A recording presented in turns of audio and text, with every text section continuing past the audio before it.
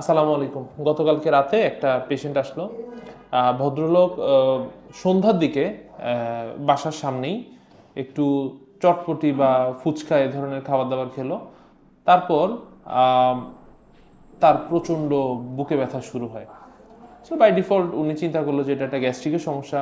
উনি গ্যাস্ট্রিকের ওষুধ খেলেন, কিন্তু কোনোভাবে ব্যথার সমস্যাটা কমছিল না। তারপরে উনি চলে আসেন আমার কাছে। তখন ইনিশিয়ালি ব্যথার কিছু ইঞ্জেকশন, গ্যাস্ট্রিকের ইঞ্জেকশন এগুলো দেওয়ার পরে দেখা যাচ্ছে যে ওনার ব্যথাটা আসলে কিছুটা কমতেছে, কিন্তু খুব সিগনিফিক্যান্ট চেঞ্জ আসলে পাওয়া যাচ্ছে না। অ্যান্ড দেন ওনাকে ইসিজি করতে পাঠালাম, ওনাকে আরও কয়েকটা টেস্ট করতে পাঠালাম। বাকি টেস্টগুলো মোটামুটি ভালো থাকলেও ইসিজিটা বেশ খারাপ ছিল।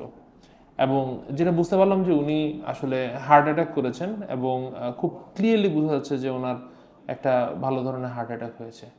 ইনিশিয়াল ম্যানেজমেন্টগুলো দিয়ে ওনাকে কুমিল্লা রেফার করে দিলাম।